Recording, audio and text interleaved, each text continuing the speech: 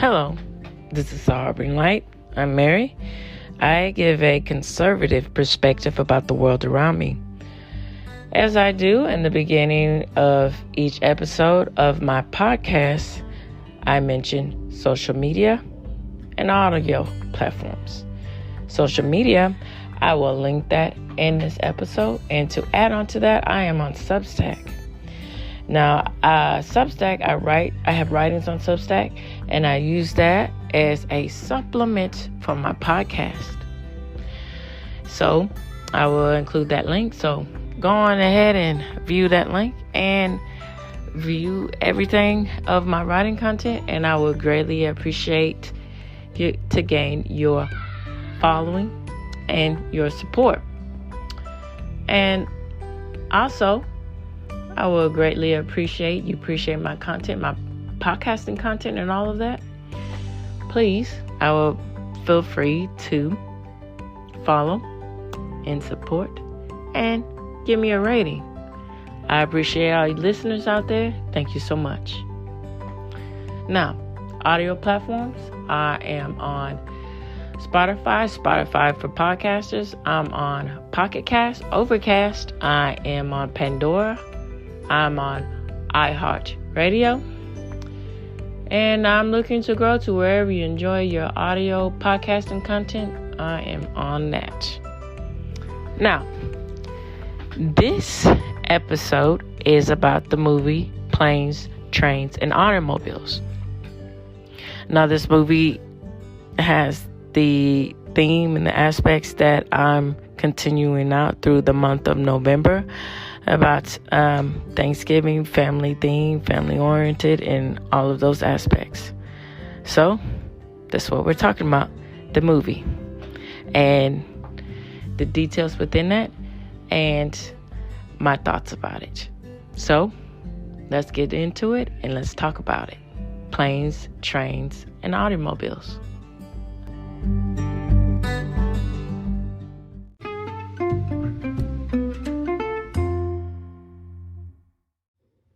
So, John Hughes was writer, producer, and all of that with Planes, Trains, and Automobiles.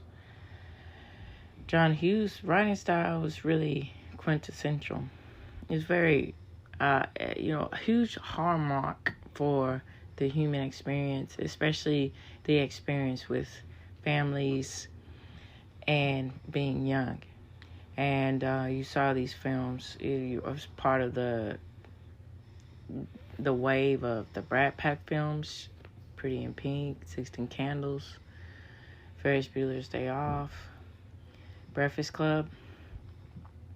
Just, it touched and went to the ideas of what it's like to experience things from a youthful nature, and then also what it's like with adults experiencing things in a modern world and everything else. So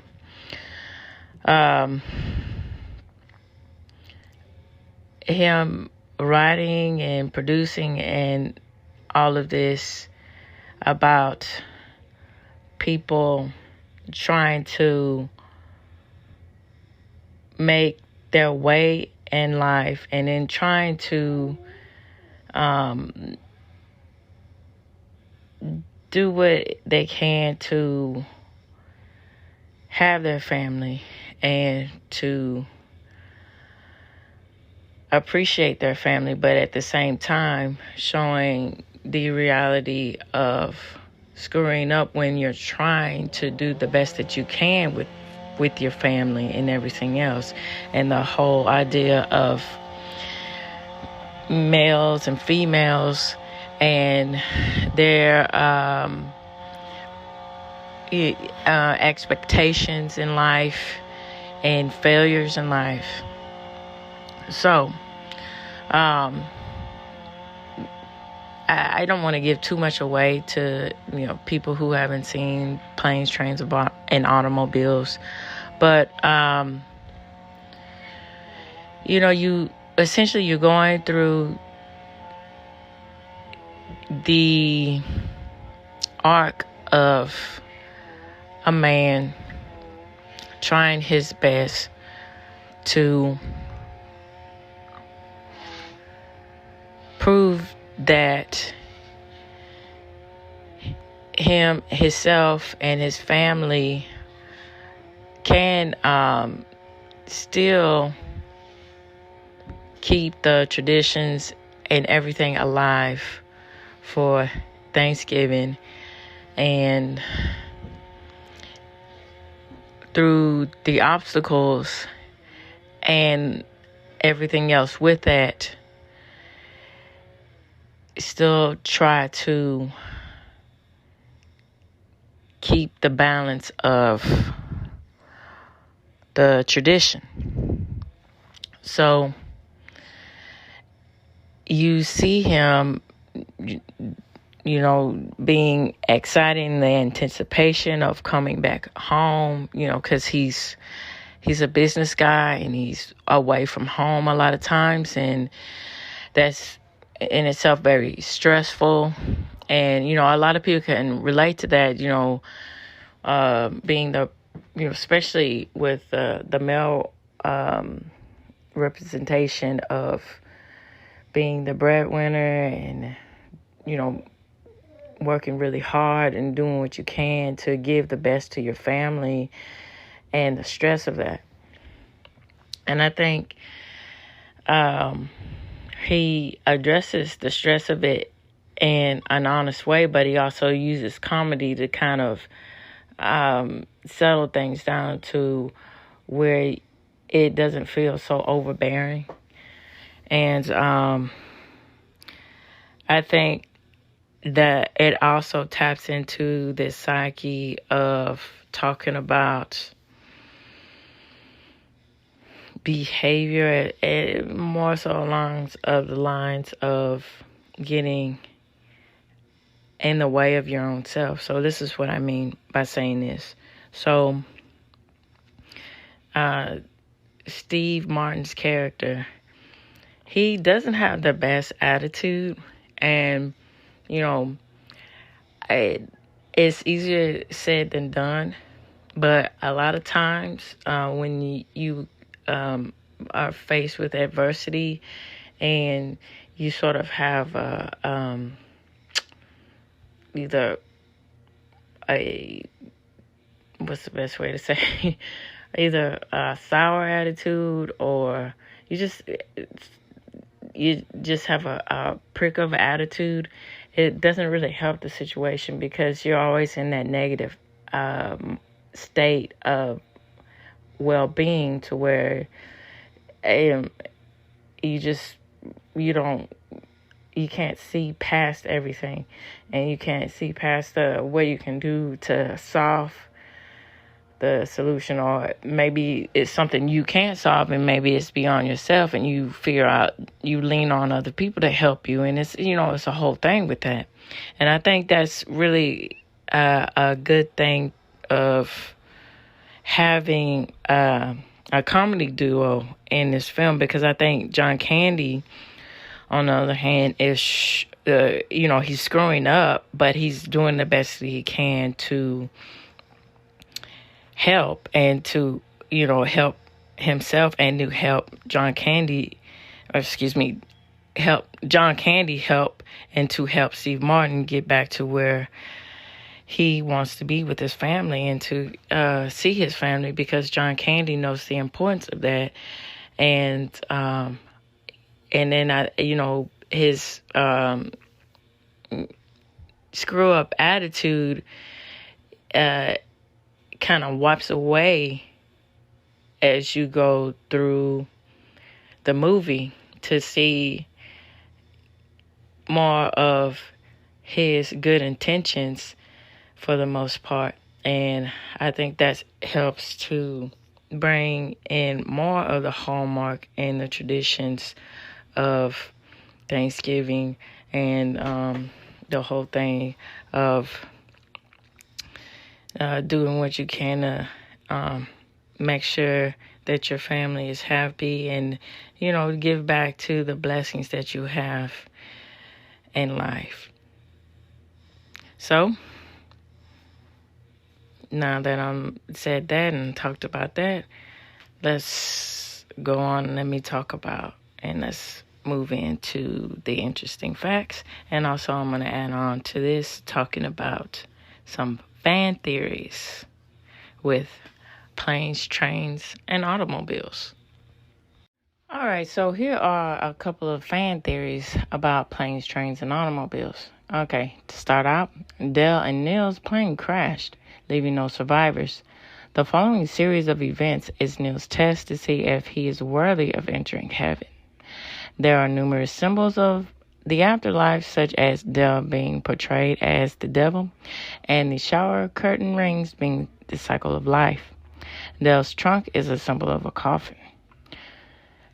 And to add on to that, Neil ultimately wins the favor of God and proves his self-worth of being in heaven as he welcomes Dale to his family.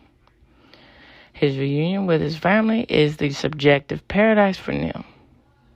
However, unfortunately, Dale never finds his wife in the afterlife because she is in hell for committing suicide. Wow. Really something to think about with that fan theory there. And I think it's interesting, people's thought processes and everything else with films, television, literature. It's pretty interesting. So, to end this, there's another fan theory as it states. So, it's pretty interesting. The first fan theory, is with religious themes and tones, and, it's pretty bleak toward the end about committing suicide, Well, very bleak that is. But this is more along the lines of, pretty creepy and sinister. So, this is what it is. So, there's a fan theory that says the trunk that they're carrying in the film is actually Dale, which is John Candy, his deceased wife, body being carried in that trunk. Really something, and that's really a plot twist there to think about. And it also goes along to say that, if you rewatch the film with putting in mind that John Candy's character is a serial killer, and, they're saying it'd be really interesting to see that film with that point of view. So, let's get into some facts about planes, trains, and automobiles.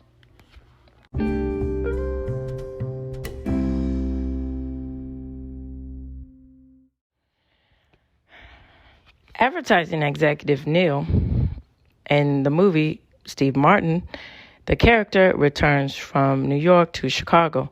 Much of what happens to Neil had happened to Hughes in real life. Before he turned to filmmaking, Hughes, too, had been a Chicago-based ad executive trying to get home after making a presentation in Manhattan.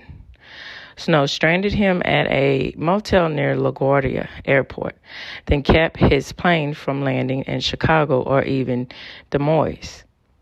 He wound up in Phoenix, moaning over payphones to his parents back home about his lack of a clean shirt. What should have been a one-day shuttle trip from Chicago to New York and back turned into a 5-day slump. Between Hughes' dreaded up memories and Martin and Candy's improvisations, there was a wealth of material for the director to draw from. Martin claimed that the shooting for the script was 145 pages long, compared to 90 to 120 for a typical movie, and that the first cut of the movie was 4.5 hours long. All right, Future Star Trek Voyager actress Jeri Ryan was supposed to make her film debut in Planes, Trains, and Automobiles as a passenger on the bus, but she kept laughing at Martin and Candy's antics, which ruined takes. So she was fired,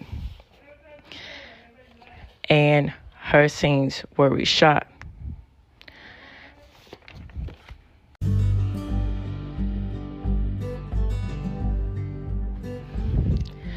A lot of Hughes fans think that Neil Sparling house in the Chicago suburbs is the same house used 3 years later in Home Alone, which was scripted by Hughes. They do look similar, but you can see from the street layout, which ends in a T intersection at the Page home, that they are not. Edie McClurg, which she just came off of finishing her impressive role as school secretary Grace in Hughes' Ferris Bueller's Day Off, played the car rental agent at the receiving end of Neil's profane tirade. She improvised her entire Thanksgiving cooking theme phone conversation in one take. Elton John was commissioned to write a theme song for the movie, but a legal dispute between PolyGram, John's record label, and Paramount Pictures went on.